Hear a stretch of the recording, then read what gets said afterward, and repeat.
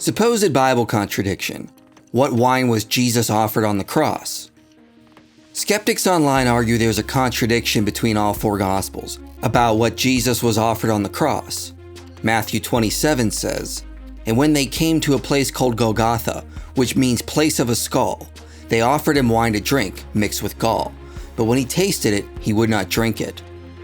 But Mark says, "And they brought him to a place called Golgotha, which means place of a skull. And they offered him wine mixed with myrrh, but he did not take it."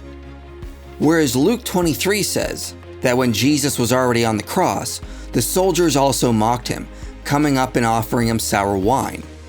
And finally, John 19 says that just before Jesus died, a jar full of sour wine stood there. So they put a sponge full of the sour wine on a hyssop branch and held it to his mouth. However, despite the way this has been presented, this alleged contradiction is easily addressed. First, both Mark and Matthew noted that Jesus was offered wine more than once. They wrote about a later incident where Jesus was offered sour wine on a sponge just before his death on the cross, which is obviously what John is referring to. So John doesn't contradict the earlier incident that Matthew and Mark record, when Jesus was offered wine upon arriving at Golgotha. Some take issue with the fact that John says they used a hyssop branch, but Matthew and Mark say the sponge was on a reed.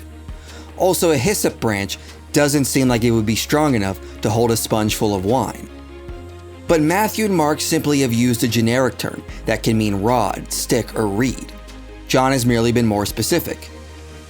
Additionally, J. Carl Lanny says, "It is standard practice among the Roman soldiers to carry a piece of sponge for use in lieu of a drinking cup.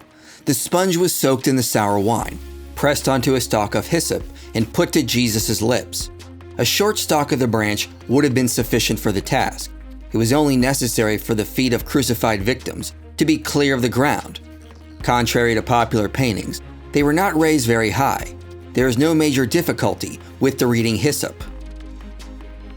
So John is in agreement with Mark and Matthew on this, and his account does not contradict the others. Next, the verse in Luke could merely be a summary of what occurred, since we see in Matthew and Mark, Jesus was offered wine more than once. Luke could be merely noting that Jesus was mocked by being offered wine without specifying when it happened or how often. Or Luke could be referring to a time during the crucifixion when the soldiers decided to mock him again by offering him wine. Given that the soldiers had already mocked him with the crown of thorns and robe, and that John says there was a jar of sour wine nearby, and that the crucifixion lasted a few hours, it is plausible the soldiers spent more time mocking Jesus with the nearby wine. So Luke doesn't seem to contradict the other Gospels. He is merely offering a summary or referring to a point during the crucifixion when the soldiers used their time to mock Jesus further. The biggest issue is the differences between Matthew and Mark. Matthew says the wine was mixed with gall and Jesus tasted it but would not drink it, whereas Mark says the wine was mixed with myrrh and Jesus did not take it. First, the saying in Mark that he did not take it does not contradict Matthew, who says Jesus tasted it but did not drink. Merely having a taste of something is not the same as accepting it. If I were to offer a drink to someone and they tasted it, but then rejected it, it would be perfectly reasonable for me to describe the incident as stating they did not take the drink. So Mark says nothing that contradicts Matthew here. With regard to the wine having gall or myrrh added, Craig Keener says, Matthew changes the myrrh to gall to connote the taste depicted in Psalm 69:21, possibly under the influence of an Aramaic wordplay. The generic Hebrew and Greek sense of gall, as covering whatever is poisonous, or in this case bitter, may allow Matthew to make this change. Charles Correll says, as the soldiers prepared to crucify Jesus, they offered him wine mixed with gall.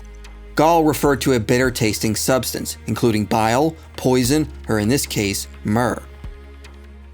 So Matthew is not contradicting Mark in claiming this was a different substance. Gall just refers to a bitter-tasting substance, which is referring to the myrrh mentioned in Mark's Gospel.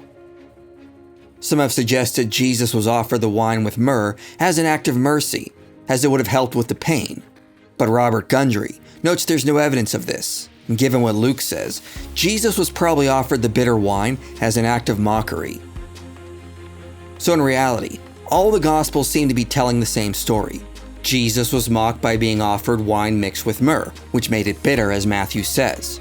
He refused it, and just before his death, he was offered a sponge with sour wine. None of the Gospels contradict on this point. Thus, this supposed contradiction can be resolved.